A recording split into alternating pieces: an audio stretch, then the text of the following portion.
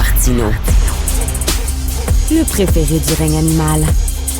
Bonjour, les petits lapins. Petit lapin, petit lapin.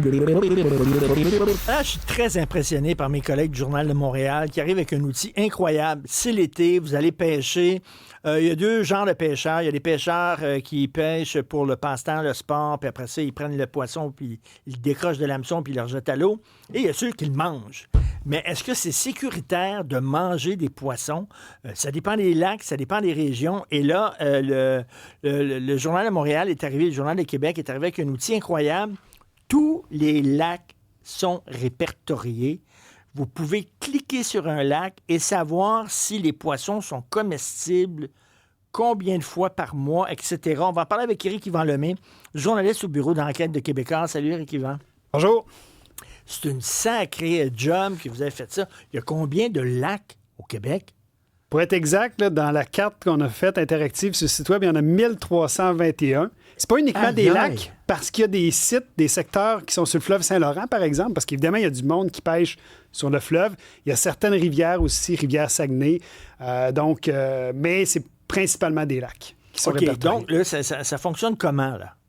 Donc, comme on voit à l'écran, puis ce qu'on peut dire, c'est qu'il y a une carte. Donc, si votre lac, j'ai un lac dans le coin de Québec, ça va être le lac Pas de Poisson. On va prendre celui-là. Oui, le lac Pas de Poisson. Il y a du poisson dedans? Oui, il y a du poisson dedans. Okay. Donc, on va cliquer sur l'icône à l'endroit où il est situé.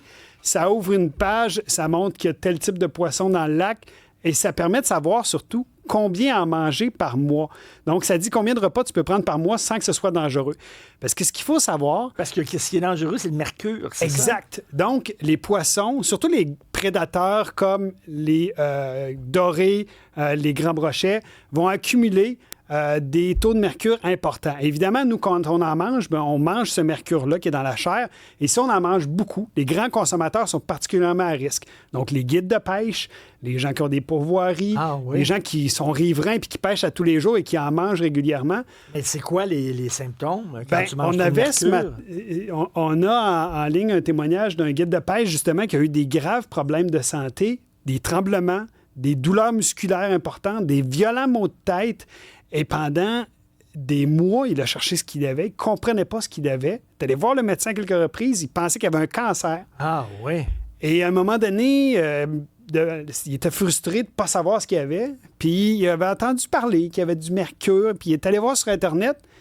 Puis il a dit, c'est ça.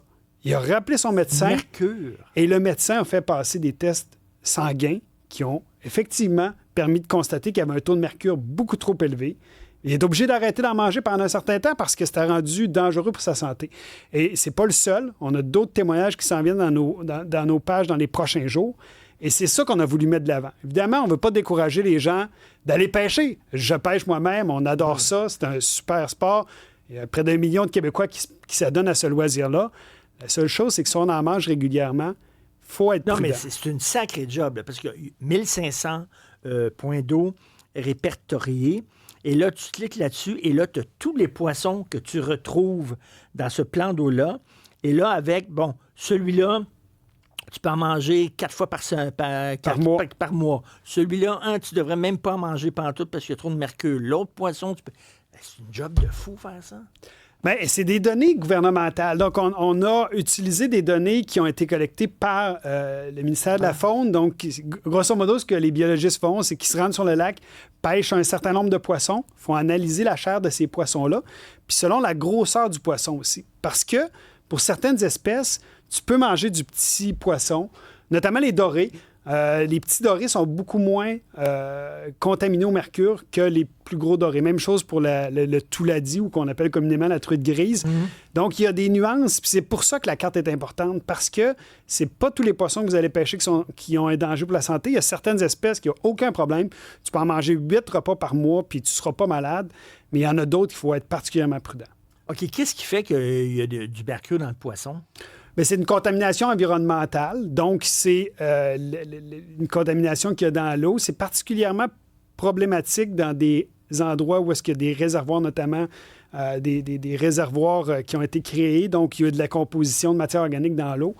Mais il y a des lacs qui sont complètement au nord, puis qui sont contaminés parce qu'il y a une contamination aussi atmosphérique. Donc, les pluies vont amener une contamination. On le sait, il y a des rejets dans l'atmosphère de toutes sortes de métaux. Oui. Donc, ça finit par s'accumuler dans l'eau et ça vient contaminer le poisson. Et ça, c'est dans le journal papier. C'est demain, ça, qu'on peut avoir effectivement, ça? Demain, puis les gens qui nous voient à la télévision vont pouvoir voir, mais on a une affiche grand format avec les 25 espèces de poissons les plus pêchés au Québec. Donc, c'est un outil qui est... Et de l'autre côté, c'est qu'on peut savoir, là... Exactement. On peut savoir, quels sont... est susceptible d'avoir le plus de mercure. C'est ça. Donc, selon les lacs, selon les réservoirs, c'est où les endroits qui sont les plus problématiques. Donc, c'est un outil aussi qui va permettre aux pêcheurs de s'y retrouver dans tout ça. Ça, c'est une volonté du journal Montréal et Québec de faire de plus en plus ce qu'on appelle du journalisme de données. De prendre des données, puis des cruncher, puis des rendre intelligibles. Tu sais, vous avez fait l'affaire, là, vous pouvez regarder dans votre environnement combien valent les maisons.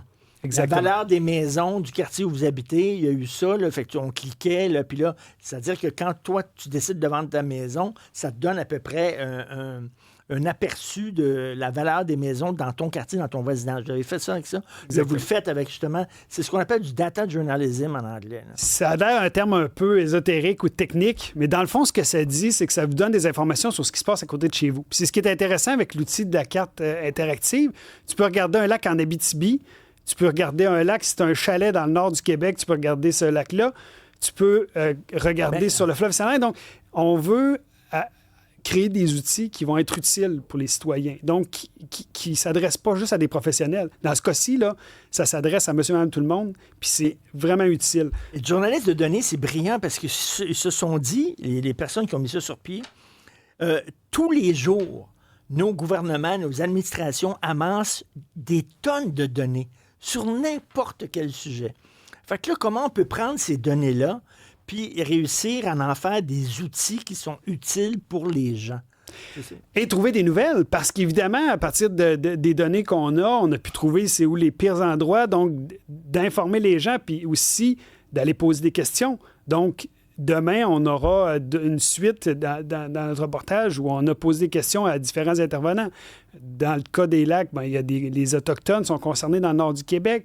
On a posé des questions à Hydro-Québec. Donc, ça permet aussi de retourner des pierres à partir des informations qu'on a colligées dans les données. Je donne un exemple. À Montréal, depuis plusieurs années, on appelle ça Montréal Ville ouverte, mais c'est des données ouvertes. Donc, un peu la même chose que ce qu'on a utilisé dans ce cas-ci, c'est des données du ministère de la Faune, mais c'est des masses de données. Il y a un peu plus qu'un an, on avait fait la carte des tickets à Montréal. Donc, on avait été capable de voir tous les coins de rue de Montréal. Où on donne le plus de contraventions. Exactement. Donc, ça nous avait permis de voir c'était où les pires endroits pour se faire prendre pour avoir un ticket à Montréal, qu'on soit à pied, en vélo ou en auto. Donc, c'est un autre exemple. On pourrait savoir, mettons, quels sont les quartiers les plus dangereux, par exemple, où il y a le plus de vols, où il y a plus de criminalité. On pourrait faire ça. Là, il y a tellement de données ramassées. C'est infini. Et une des cartes qui a été très populaire sur le site du journal, c'est la carte des autos volées. Les vols d'auto, ça a diminué récemment, ça va mieux. Mais il y a à peu près 1 an et demi, 2 ans, c'était la folie. Et Montréal était l'épicentre de ça, mais il y en avait aux 4 coins du Québec. Ce que la carte permettait de voir, il y avait énormément de vols dans certains quartiers, puis en banlieue de Montréal aussi.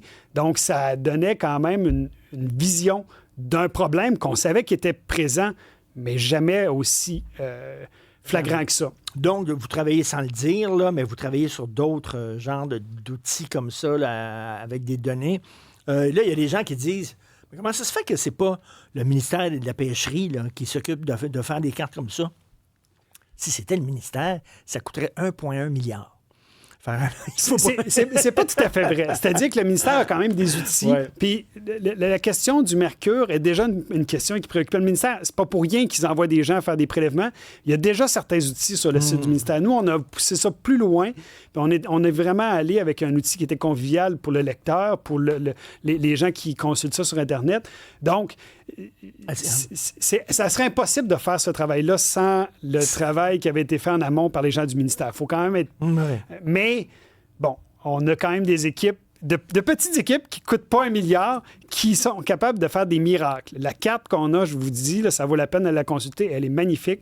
Puis c'est une équipe réduite qui a réussi à faire ça. On peut la consulter à partir d'aujourd'hui? Ou... On peut la consulter, elle est déjà en ligne. Donc, c'est le Journal de Montréal, Journal de Québec. Donc, vous pouvez aller en ligne et consulter ça facilement. Super, merci beaucoup. Alors, le lac, pas de poisson, il y a du poisson. J'imagine que l'île aux fesses, il n'y a pas de fesses. En tout cas, Éric Yvan Lemay, journaliste au bureau d'enquête de Québécois. Merci, salut. Merci.